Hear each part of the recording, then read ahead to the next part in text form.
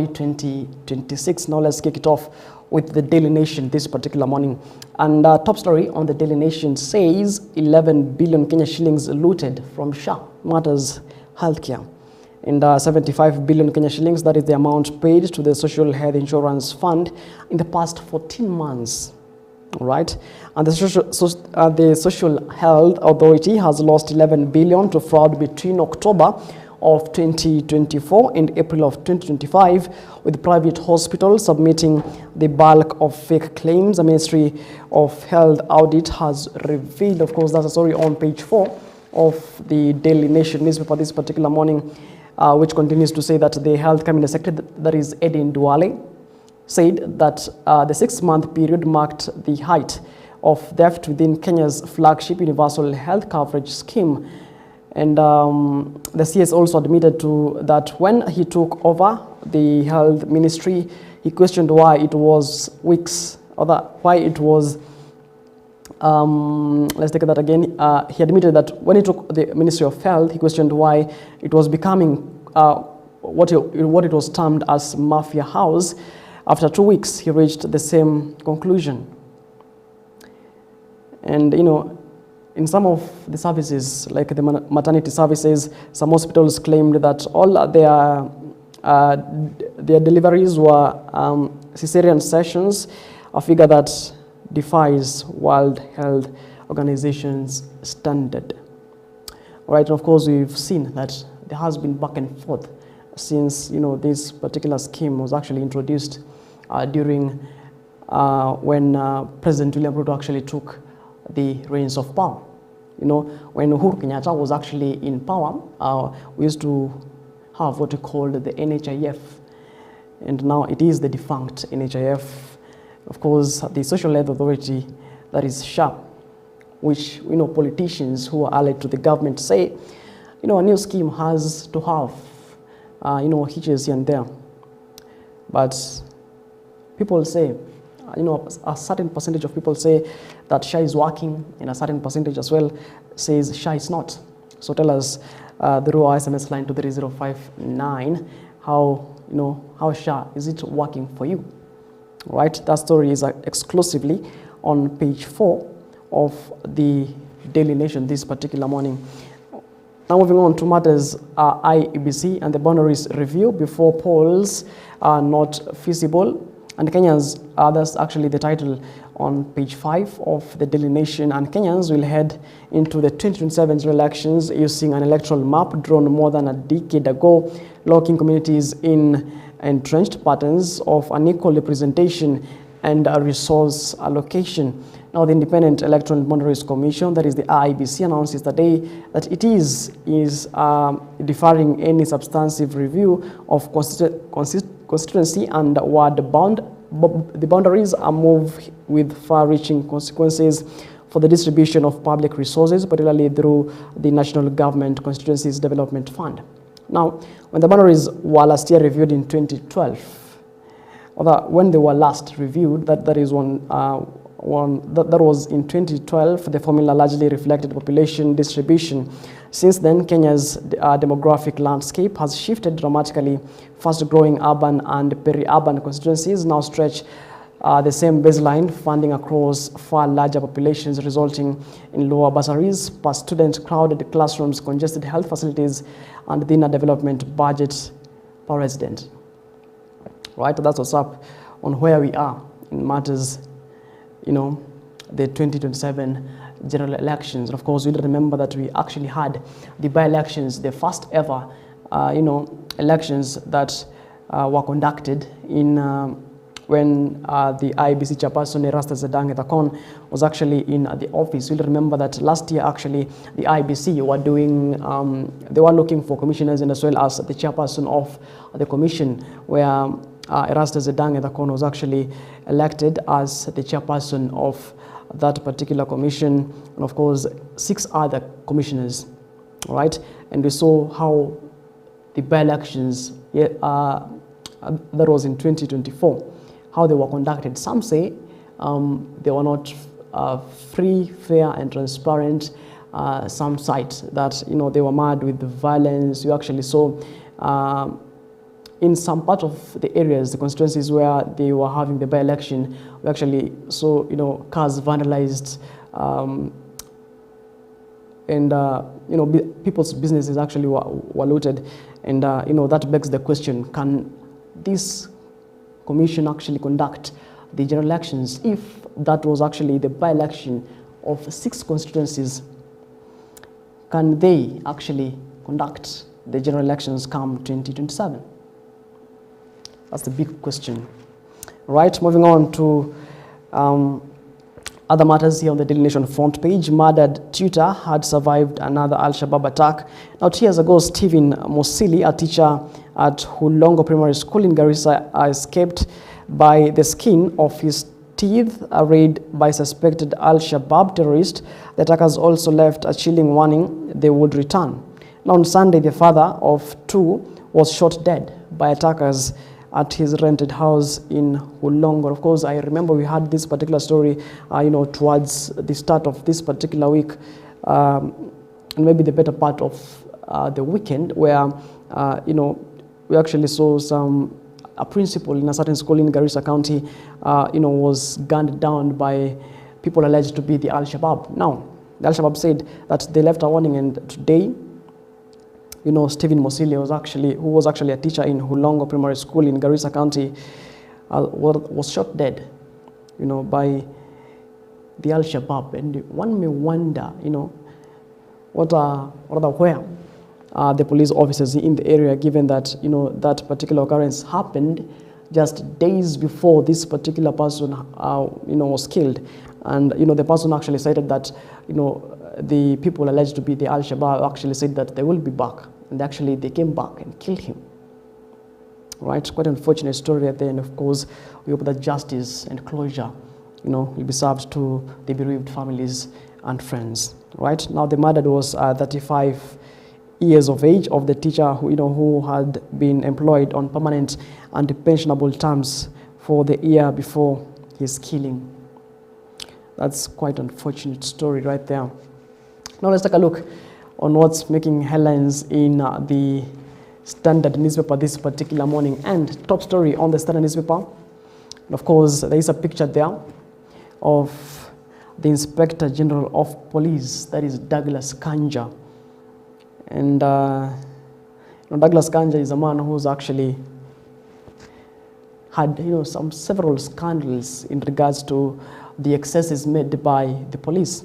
And once again, the National Police Service finds itself at the center of yet another scandal, accused of escorting hired thugs and disrupt worship in Othaya. As public outrage grows, arrests remain elusive, and promised disciplinary action has failed to materialize, deepening suspicion of institutional paralysis or complicity. Now, from the chain of command to the silence of senior officers, the incident has reignited fears that rogue elements within the service operate with impunity. Right now, DCP party leader, that is Rigathi Gachagua, says, and I quote, "The police officers, John Maina, Elias Birash, and Peter Wainaina Kabuga, attached to Murang'a Women Representative Betty Maina, commanded police officers and goons led by Ambrose Manyeki from Murang'a," end of quote. Those are the words of the DCP party leader, that is Rigathi Gachagua, and who was also the deputy president of the republic before he was impeached. And Mushiri Nyaga, who was a police spokesperson, actually say, and I quote, "We are providing support to the independent body just as we are in the Witima Church case.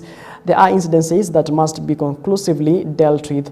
The Internal Affairs Unit is working jointly with IPOA." Right? And that's the story on page 4 of the Standard newspaper this particular morning. Of course, you'll remember that this actually is not the first time, the former deputy president is being attacked in a church service. He has been attacked in several occasions, and the cases are still in court. The police are still investigating and whatnot, and till date we haven't had, or seen, someone. The police say, "We have arrested this person. He is alleged to be involved in, in disrupting public gatherings," because it is in our constitution, it is the public domain that we have the freedom to assemble. Right? It's quite unfortunate when the opposition leaders actually sort of silencing the voices of the opposition. Now, the National Police Service is once again in the spotlight for wrong reasons before the country could fully process the incident in Nandi, where rogue officers raided a center and unleashed chaos. Police have again been implicated in violence, this time directed at former Deputy President Rigathi Gachagua. Although senior police officers or the senior police officials vowed to take action, 3 days later, neither the alleged goons have been arrested, nor the officers accused of extorting them interdicted. Now, Gachagua claims that police officers drawn from Udhaya and Maragua police stations under the command of 2 security aides attached to Murang'a Women Representative Betty Maina escorted goons ferried from Murang'a to attack him and congregants at Witima Church. Now, the incident sparked public outrage, with various institutions calling for swift investigations and accountability. However, Inspector General of Police Douglas Kanja and his team are yet to act, raising questions over whether the police command is fully in control of its officers. And of course, on page 4 actually of the Standard newspaper, there are pictures there of people who are alleged to have participated in the altercation and causing chaos in Witima Church that was at ACK in Udhaya, Nyeri County. And there is a picture there of Deuri Wanjiro, who is a victim of the violence. And of course, there are actually visible injuries. You can see that this person was actually assaulted. And blogger Ambrose Manyeki supports the Murang'a Women Rep. His picture is actually there with a jersey, seemingly to be a Manchester jersey, right? And Habire Chege has denied any involvement. His picture is also there, who was captured during the Witima altercation on Sunday, and as well as Wainaina Kabuga officer, who is attached to Murang'a Women Rep. His picture there is actually there. And one may wonder, how an officer attached to Murang'a be in Udhaya, Nyeri County. And also, there's a picture there of a police officer attached to Murang'a Women Rep, Betty Maina, who was actually there. He was wearing a cape and a puff jacket, and in the videos, actually, he was holding, or in the pictures, he was holding an AK-47 in Nyeri County, a police officer attached to Murang'a County. And also, as well as a police officer who was at Udhaya ACK Witima. And security analyst says, and I quote, if an order is given, it flows from the top vigilance house through the chain of command to the area OCS. Nothing happens without signed documentation. Right? Those are the words of a security analyst, George Musimali. And two other stories making headlines on the Standard newspaper this particular morning. Wetangula wants 56% of MPs may lose next elections. Of course, actually, we're going to take a look at this particular story exclusively later on in this particular program. We're going to take stock on the events that occurred on Sunday during the former DP event at ACK Witima, that is in Udhaya, Nyeri County. Right now, Wetangula wants 56% of MPs may lose next election. Now, over 50% of current members of parliament may fail to secure elections. National Assembly Speaker Moses Wetangula has predicted, addressing lawmakers during the opening of the 3-day workshop in Naivasha yesterday. Wetangula, who did not give reasons for his forecast, urged them to invest in the parliamentary pension scheme. He described the upcoming general elections as tough and tricky, citing rising political temperatures. Now, public perception of the current parliament remains low, with many citizens believing the institution's priorities, political survival, and personal interest over the effective legislation and accountability. Now, critics accuse MPs of betraying public trust and undermining emergence of a truly representative republic. That's a story on page 5 on matters politics. Now listen to this other story. Man sets record by collecting 2.2 tons of diapers. Now, Kilifi County Public Health Officer and Environmental Conservation Champion Kevin Ndungo has set a record by collecting 2.2 tons of diapers in 72 hours straight. Now, the initiative, dubbed as 72-hour diaper collection accountability challenge, involved Ndungo collecting diapers containing about 1 ton of human waste. Now, he said that the exercise aimed to promote responsible diaper disposal and raise environmental awareness, reducing the spread of contagious diseases such as diarrhea, cholera, and typhoid. Ndungo noted that most locals dispose of used diapers in pit latrines, open dump sites, and drainage systems, creating long-term environmental and health risks. Now, through the challenge, he hopes he highlights policy gaps on diaper use and disposal, encouraging households and counties to act responsibly. And there is a picture there of the young man, collecting diapers on page 3. And his attire actually diapers. He has created a puff jacket-like diaper with created with diapers, and of course a Marvin, created by diapers. This is quite an interesting story that you may want to look at on page 3 of the Standard newspaper. And of course, we've actually seen people rising in Madra's environment. Just some few days ago, we actually saw Trufena Modoni hugging a tree for 3 days, actually, that is 72 hours. And we saw, others mimicking what she had done, but others, were cloud chasing with hugging trees, which actually lost its meaning when actually many people actually started doing that. Now, this young man has come up with his thing for environmental conservation by collecting diapers, which is actually, protecting and preserving our environment, as well as, creating a long-term environmental and health risks awareness. All right. Now, on page 2 of the Standard newspaper, new report reveals that a country has a tour with its women and children. Now, they came for blind women at night, silently and repeatedly in Trans Nzoia. Visually impaired women told a government technical working and gender-based violence, including femicide, how unknown men slip into their homes at night, rape them, and vanish before dawn. Now, some are raising children from rape by men they do not know, hundreds of kilometers away in Wajir, and a 4-year-old girl was defiled, her tiny body ripped apart, leaving intestines hanging out and dumped on the roadside. Now, these are not isolated horror cases of women and girls facing cruelty in a country that has normalized the GBV crisis that women's systems continue to treat as routine crime. A new report by Technical Working Group on GBV, including femicide, revealed that Kenya is living inside a relentless way against women and girls. This is quite unfortunate. How would you defile or rape a blind person? These people are actually raising children. They don't know whose children, their father.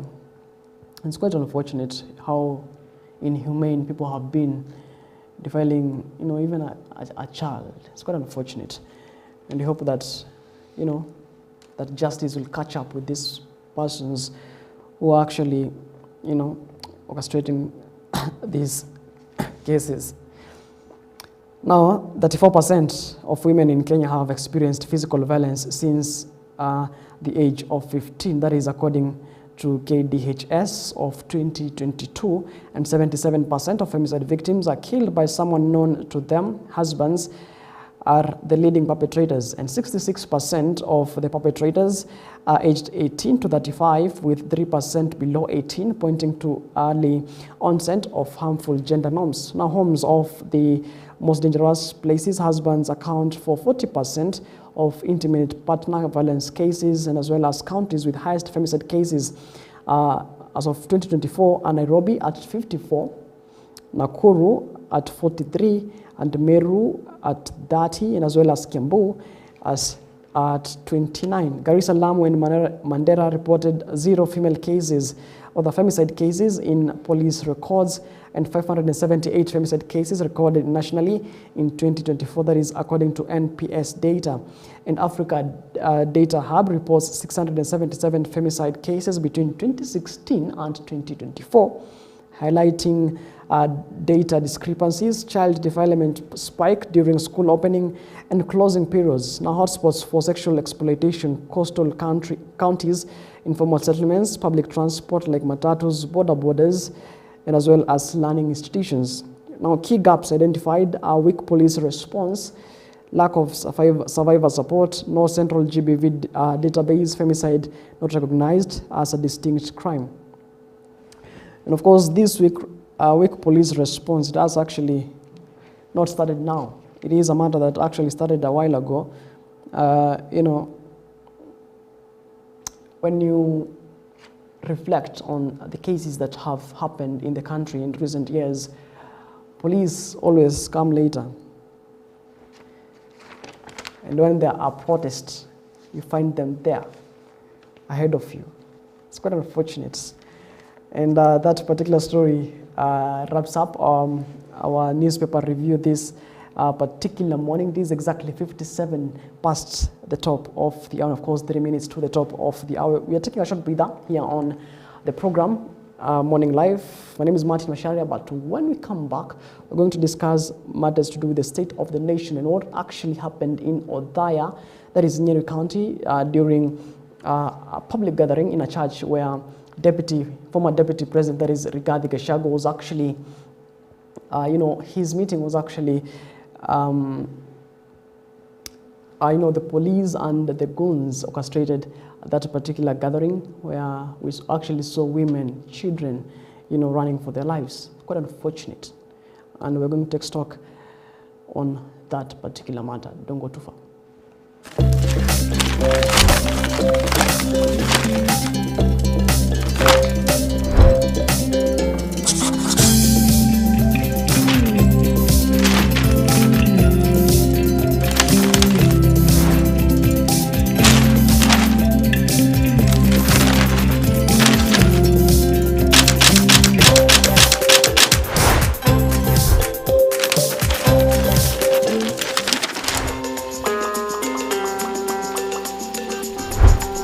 Aspirant for pipeline 1.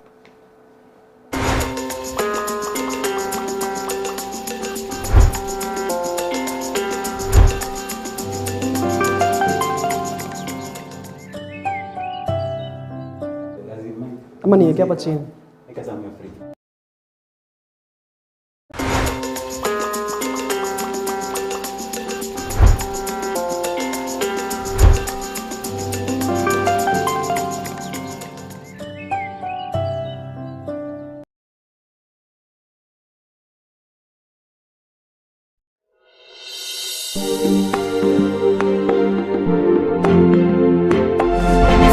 You are watching EBN TV, transforming your world.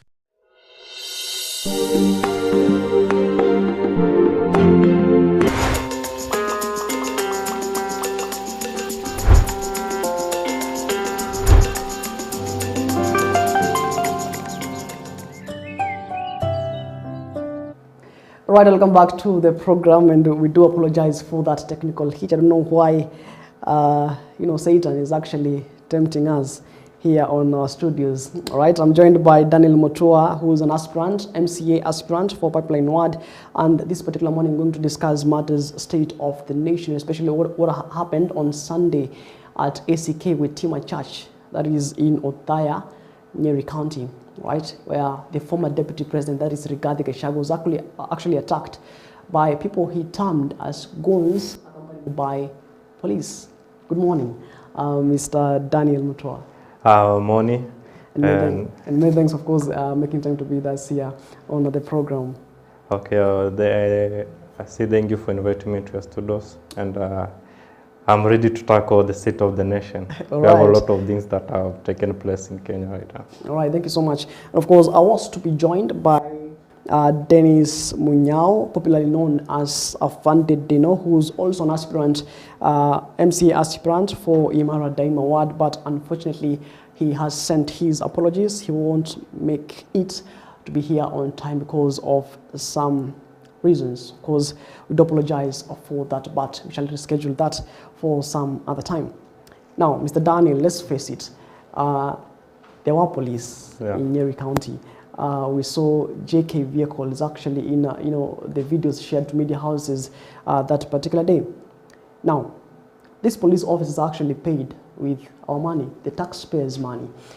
From where you sit, who exactly is police protecting? First and foremost, I would like to condemn the act. Yeah. It doesn't matter who they said that the police were. This is an attack to Kenyans and to people who we care about. And it doesn't matter whether it's the opposition or it's the government. But probably the Constitution states that the only institution that is responsible for the police is the government. So the involvement of the government vehicles and the police vehicles and the use of ammunition and tear gas canisters at the event was a clear indication that they were the police from the government. Yeah. Yeah. And of course, it's quite unfortunate because we saw actually, mothers and children actually were tear gassed in those particular, place someone may call a safe space. Actually, I had the press which the former deputy president, that is, and DCP party leader, that is Rigathi Gachagua, actually said that they thought actually that the church is the safest place where they can conduct their gatherings without being intimidated by the police. And this actually is not the first time we've seen Rigathi Gachagua attacked by quote unquote goons and police officers. We actually saw sometime in Limuru, in Kariobangi North, actually, we saw that he was actually attacked several times. From where you sit, do you foresee a situation where, the police service is no longer an independent service? Yeah, that's the reality. From time to time, not even in this, in the Ruto government, we have seen even in the previous governments that the police have been misused by politicians. The police have been used to attack the opposition, to attack Kenyans, and it's very surprising to see that now the police are started to target the churches. When I was growing up, even the thieves, when they were being chased away by Kenyans, they usually used to run to the churches. But now it's unfortunately that even the police are now coming up to the safe spaces that our mothers and children go to worship. The church is a holy place, and violence should never be brought to the church or to the altar.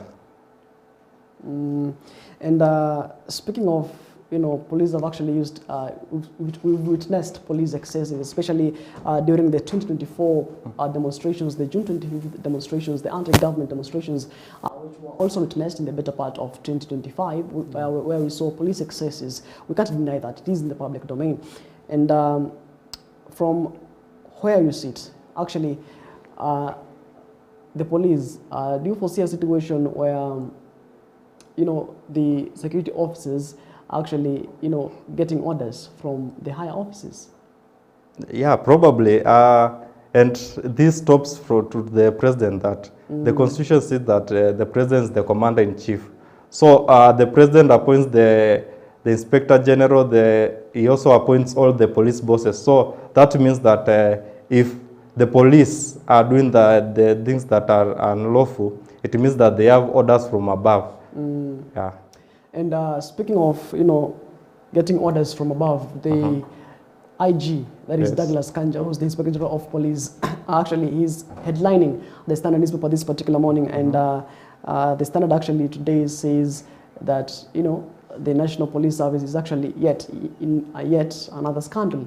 And from where you sit, do you foresee a situation where, this is actually politically motivated and, the current regime has actually captured some institutions in the country? Yeah, currently we are under something that is called a state capture. Yeah. The institutions which are supposed to be free, which are supposed to be free from politics, free from intimidation, and that are supposed to work independently, they have been influenced by the political figures, they have been influenced by the governments that have been coming to rule the nation. Probably now the institution that we have hope in is the judiciary.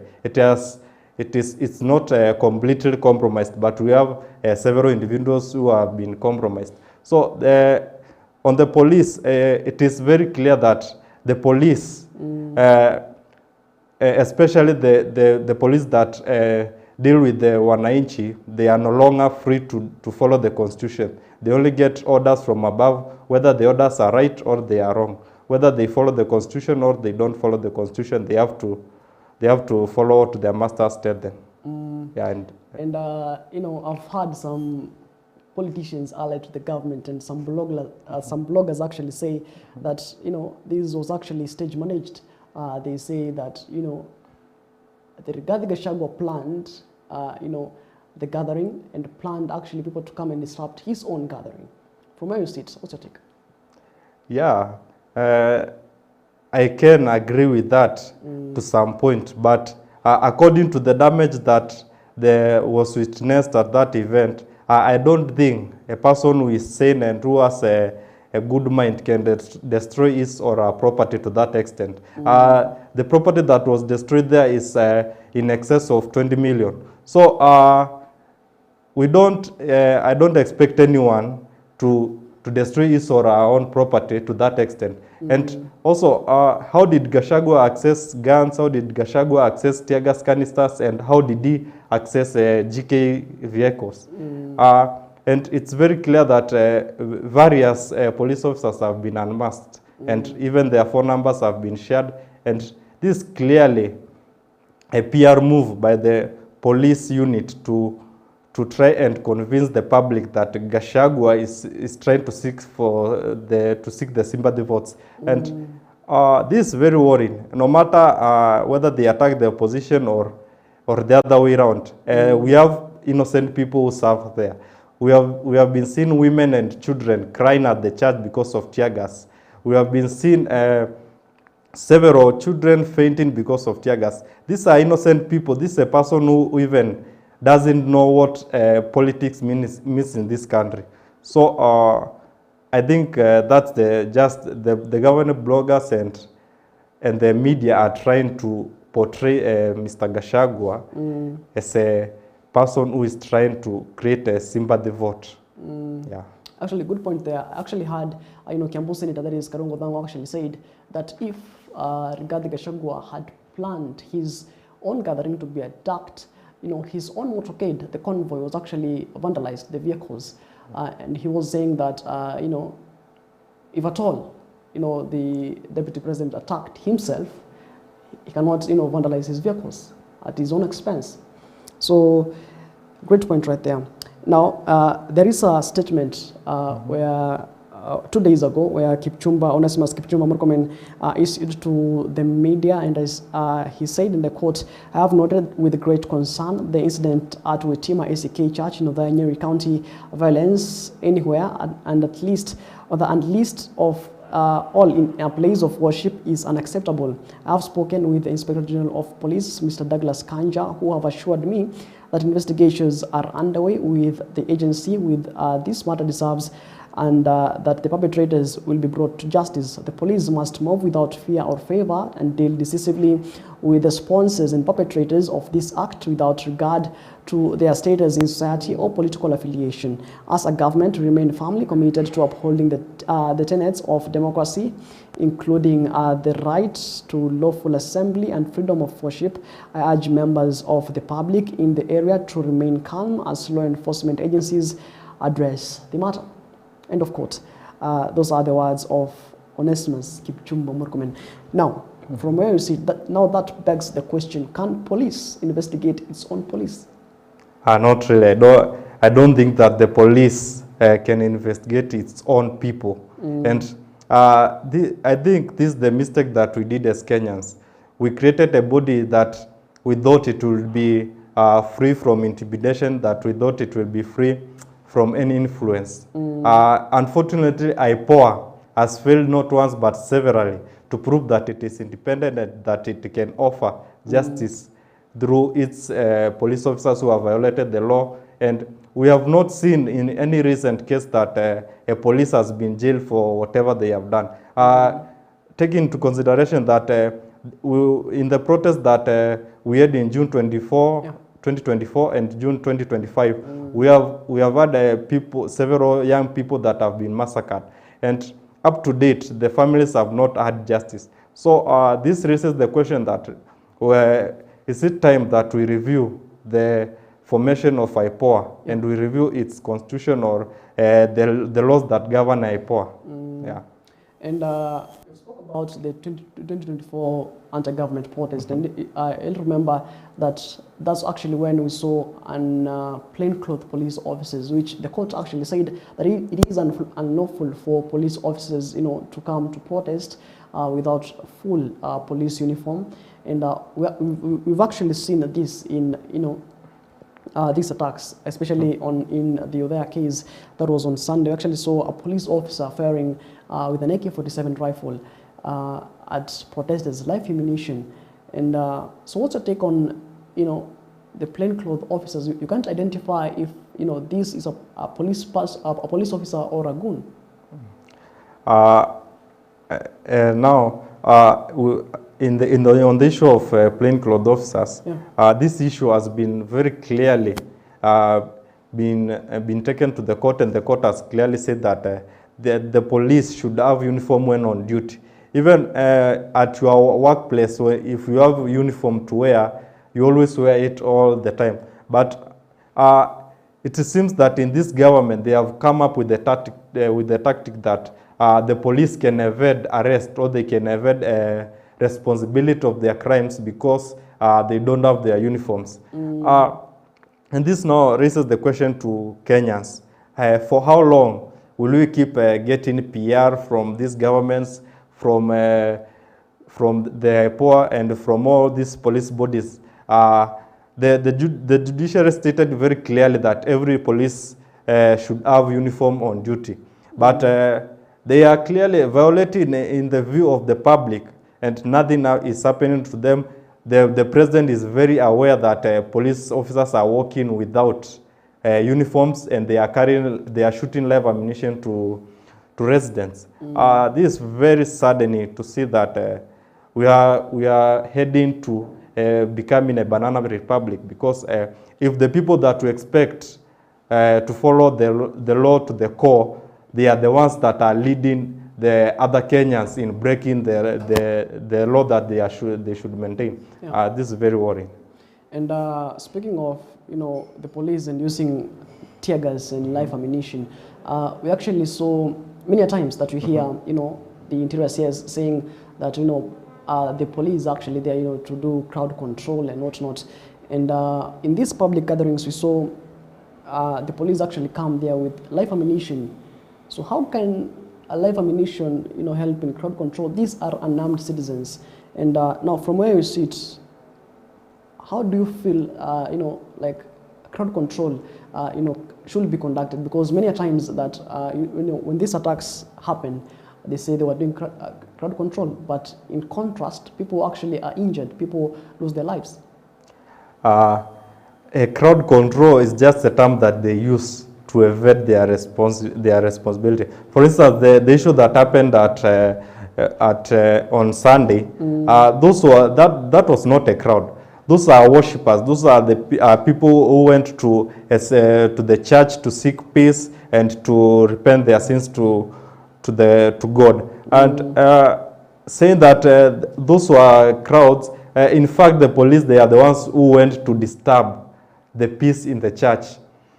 And it's very clear that we have recordings, we have witnesses, and I want to send this message to Kenyans. For how long and I want to repeat this question. For how long will we keep getting these PR stunts? It's high time Kenyans wake up and take power into their hands. It's high time that Kenyans wake up and they start condemning these acts of the police, because the people, the judiciary has done its part, but the people who are supposed to implement what the judiciary has said, they are the same people that are breaking the same rules. This is very unacceptable. Now, from where we sit, Yes. In 2024, we actually heard from the head of state, President William Ruto, actually said that, you know, when these protesters come on the streets, or rather what he termed as goons come to the streets, that they should be shot at the legs. At the same time, the Interior CS backed the sentiments, that is Kipchumba Murkomen, said that, you know, people who are coming to loot properties and businesses of people should actually be shot. So, who's ordering who? It's very clear that the police and the security personnel and the Ministry of Interior are working hand in hand to violate the Constitution. It's very clear that they know that there is no one, or there is no time that will come that they will take responsibility for what they did when they were in office, because it has become a culture from government to government that the governments have been breaking laws, but even when they exit the offices, no one takes them to account for the actions that they did when they are in the offices. And saying that shooting people to control crowds, that's very unacceptable. Probably even if you are hit using rubber bullets, there is a very high chance you will die of bleeding, or the rubber bullet may hit you in a very critical point of your body and you might end up dying. Correct. So there is no excuse of shooting any Kenyan. Probably the ammunition that we have bought with our taxes, those ammunition should be used on criminals, and they should also be used on terrorists or on our borders. Also, even the Constitution states very clearly, the criminals should not be used, should not be shot at. They should be arrested and taken to the police and booked, then taken to the judiciary for accountability. Correct. So there is no excuse that the president or Kipchumba Murkomen can give us about shooting to Kenyans. Yeah. Now, even as we look towards 2027, the upcoming general elections, from where we sit, do you foresee a situation where, you know, the current regime actually is trying to silence the opposition? Probably. The government is in a panic mode. The government knows very clearly that 2027 it will be a very different election from what we have been having from the previous years. And the tactic of using violence against the opposition, that's not silencing them. In fact, they are now propelling Gachagua to get the sympathy more than they think they are suppressing him. Yeah. In fact, right now, when you go to Twitter and you go to the social media, Gachagua is trending. Yeah. And considering that many Kenyans at this time of the day and year, many Kenyans are online. Yeah. So that means that Gachagua will reach many people when anything that they think they are suppressing him goes to the public. So the government should now go to the drawing board and work for Kenyans. And if you have worked for Kenyans, you will not have any business suppressing the opposition. Your work will speak for itself. Yeah. And Mr. Daniel, from where you sit, why Gachagua? Why not Matiang'i? Why not Maraga? Why not Kalonzo Musyoka? Why not Martha Karua? Why Gachagua? Why Gachagua? Now, in football, when you are attacking, you always look at the strongest person. Now, in the opposition, the person that has the biggest voice and the person that currently has the big influence is Gachagua. So targeting Gachagua is weakening the opposition team. because the other opponents are not weak, but I think they are easy to counter than Gachagua, because he has a big following, and he knows the words to use to convince people against one direction. All right. Now, still on churches, we had the head of state actually some time back during for the better part of last year, 2024. The head of state actually said that they have bad, politicians from going to churches and giving, thousands of money, millions of money for what they termed as offering to them. But also, as well as, the Anglican clergy came out and said that, we won't be allowing politicians to stand on our podiums and, start doing, their politics. And we've seen that actually. So from where you sit, what's your take on that? Probably, President Ruto stated very clearly that politicians should not take money to churches as offering or as donations. And he stated very clearly that it shouldn't be announced, and several churches stood by him. Correct. And this is directly opposite of what we were expecting. Actually, he has been seen in churches, several churches actually. Yeah. So we expected that President Ruto was the president that was going to support the churches because they supported him when he was looking for votes. But in contrary, right now he's attacking the churches. Yeah. And we have seen time to time the president giving statements, but the people that are close to him and even himself are going to against what he said. So after he gave that statement, after several weeks is when we saw that his MPs started fundraising in churches and giving monies which were not accountable, where the sources and whatever. Yeah. All right. And looking ahead, during the forthcoming elections in 2027,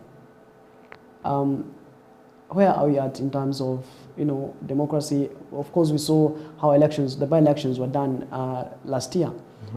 The newly commissioners, that is the 6 commissioners, and of course the chairperson, the Rasas Edang Etakon, they actually did their first by-election, and there were disruptions, and we saw in some constituencies. There were actually 6 constituencies where we saw massive destructions, properties were looted and whatnot.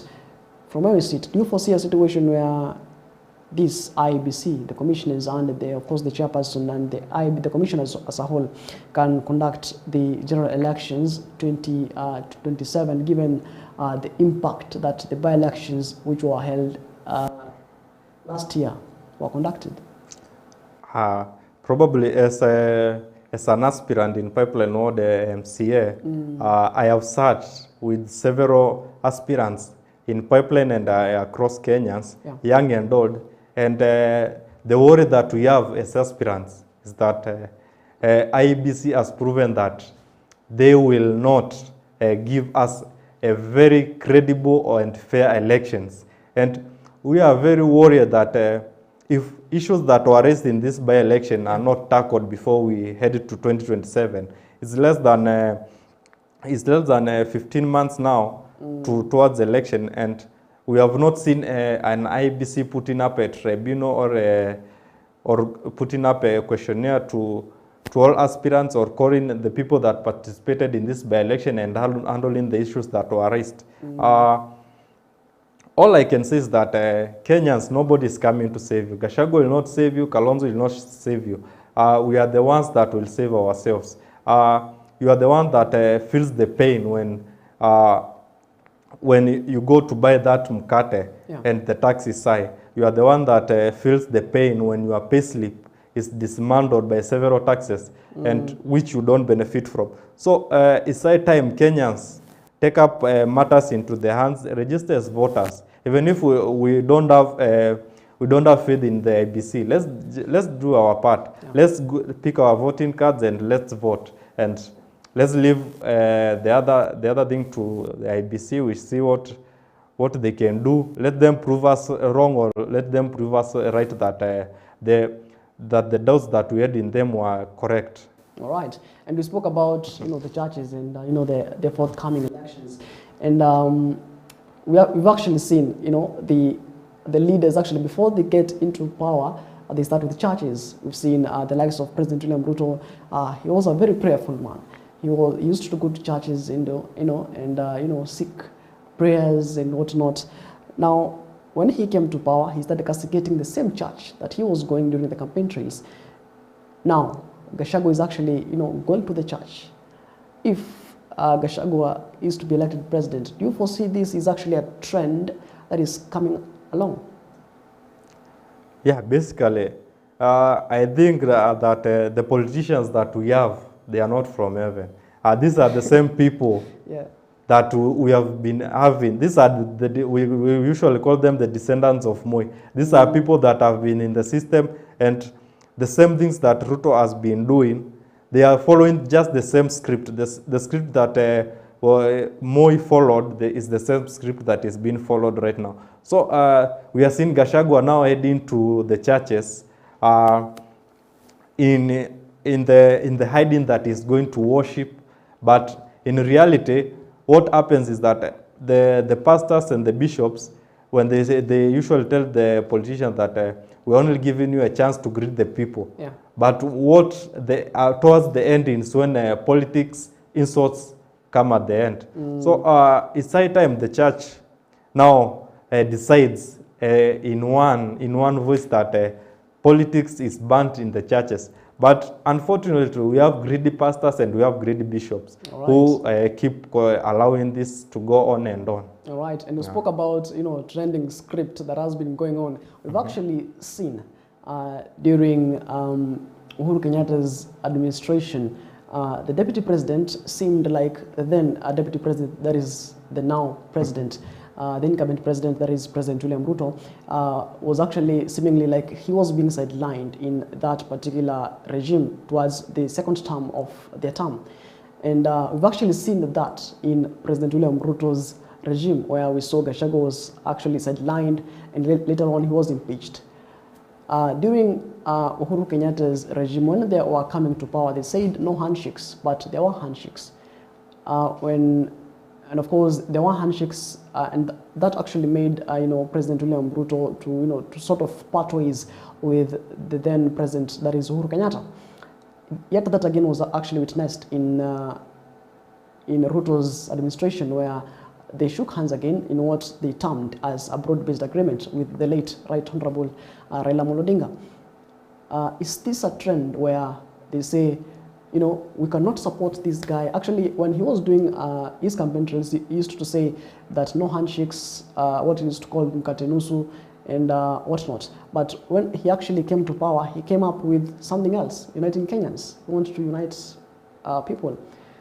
From where you sit right now, do you foresee that if Gachagua is to be elected president, this is a thing that will actually continue as a trend?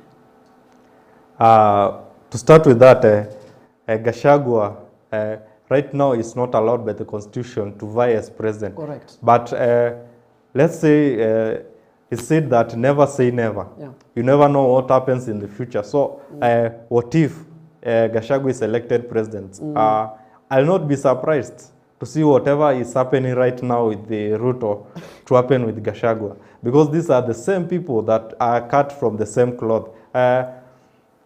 Unless we get an alternative to the descendants of Moi, I don't think that we are expecting anything. Maybe a little bit of change, but I expect the quality of living to go high. I expect the taxes still to go high, because we need to develop the country, and the country needs to be developed with taxes. So I don't think the president that will come, for example, will scrap off the housing levy. And we have projects that are going on for affordable housing. I think the president that will come, he will continue with the initiative. Maybe he will change the name and lower a little bit, or give it another percentage, or change the taxing formula. Maybe not to tax it directly from Kenya's salary, but also increase prices of commodities, increase prices of fuel. But the housing levy is one of the projects that I think will continue no matter the president that we'll have in the next government. All right. Yeah. And from where you sit, actually, you spoke about, these old men, per se. They are bringing, the old men leadership tactics. And of course, we saw they are prizing the Gen Z, who call themselves the Gen Z. We've seen actually young people actually want to vie for presidency. We've seen the likes of the activist, forgetting his name. Macharia. Boniface Mwangi. Yeah. Wants to be president. Wants to vie for president. Do you foresee a situation where we should actually give the young people a chance to lead the nation? Yeah, probably. We have reached a point that the young people are the answer. And if in your word, in your constitution, in the next election, you are not going to elect a young person, you are probably going to lose it. Probably, if you keep electing your old people, the people that have been in the system, they will meet us in the county assemblies and in the National Assembly and in the Senate. And we'll be right there to deal with their old policies and their old thinking. So it's high time that we, as Kenyans, we think of a different group. We have very good young leaders that have performed. The people that we have tested and we have seen what they can do. So it's high time that we embrace these young leaders. We are young, but in minds we are very, very old. We think even big than the old people. These old people, their minds are still in the 90s. They are using the script that Moi used. So it's high time we get change. Senegal has had change. Even around the world, we have been seeing young leaders getting elected. So I don't think Kenya is ready to be left behind with the old regime. It's high time that we have a president that is below 40 years or below 50 years. Because I don't think why we keep electing people who are retired. According to the constitution, the retirement age is 60 to 65 there. Correct. So currently we have public officers that are in the office and they are even over 80s. And you wonder when will the youth get jobs? When will we keep crying that we don't have jobs? Yet we have people. We have over 70% of the people that in the public service in the counties in these parastatals that should have retired, but they have refused to retire. Yeah. So it's that time that Kenyans take and believe in young people. We have options. We don't lack options as young people. We have Ndindinyoro, we have Babu Owino, we have Macharia, we have Boniface Mwangi, we have many options that you can select of. So there is no excuse that Kenyans will have this time that they can say that they didn't have an option. Fair enough. Yeah. You spoke about the old regime, and of course the uprising, the Gen Z during the very first ever anti-government protest. They actually said that we are leaderless, we are tribeless, and that begs the question: has this been our long-term problem?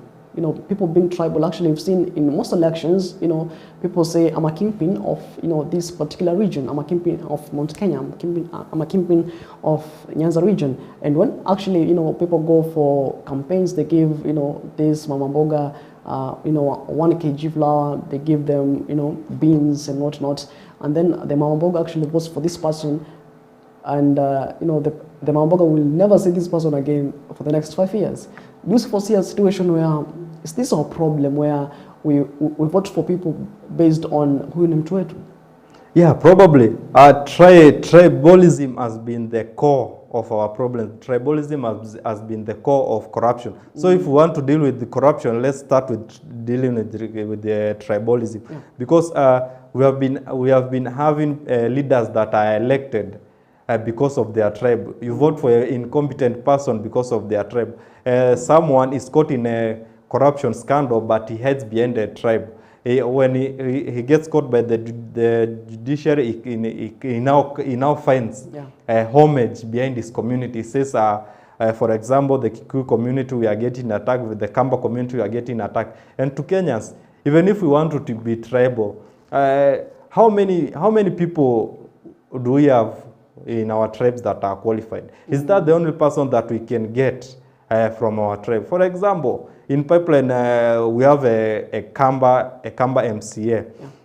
And I have been asking residents, it's okay if us as young people, we are telling that we don't want tribalism, but still you want to be tribal. Is this the only Kamba that is in Pipeline that is qualified? Is this the only Kamba that is in Pipeline that can deliver what he has promised to us?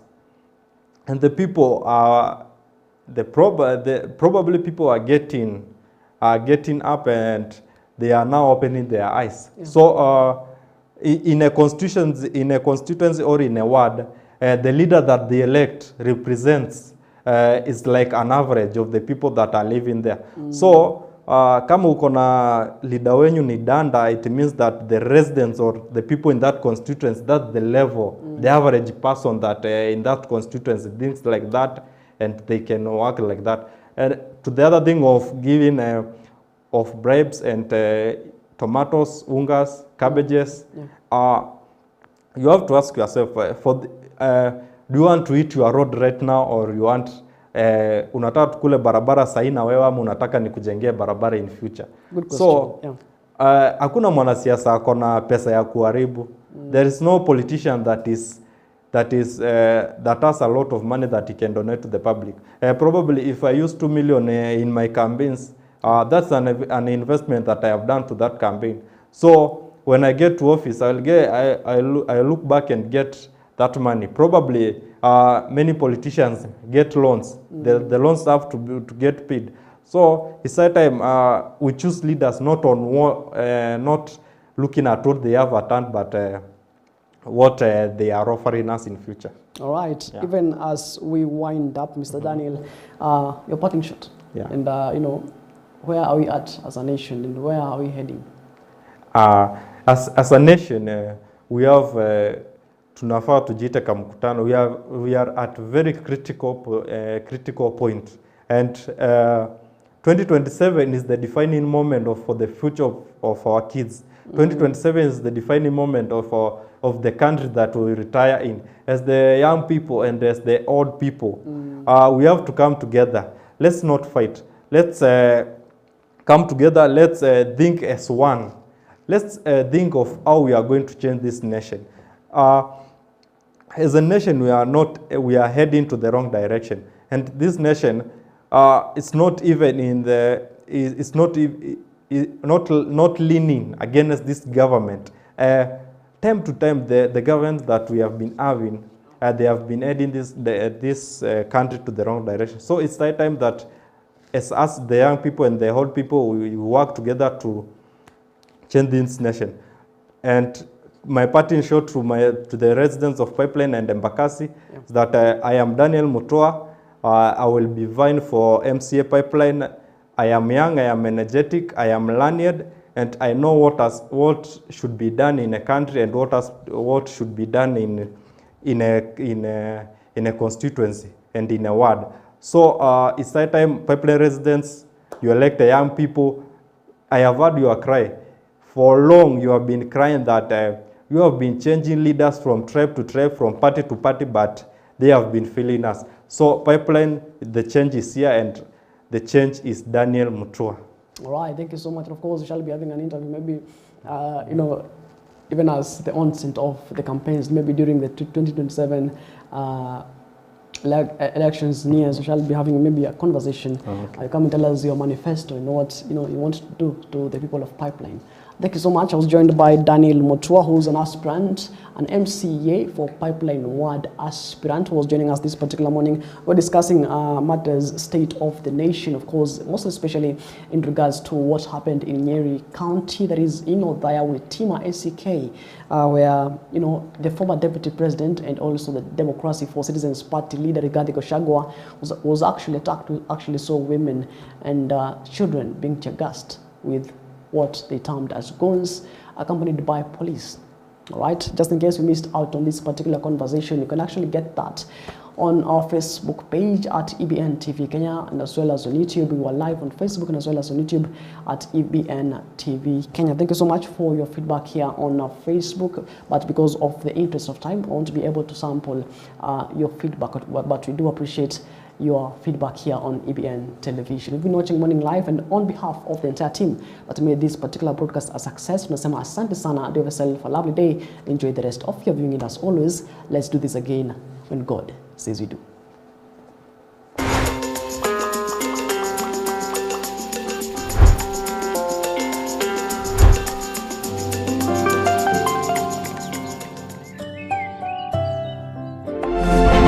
You are watching EBN TV, transforming your world.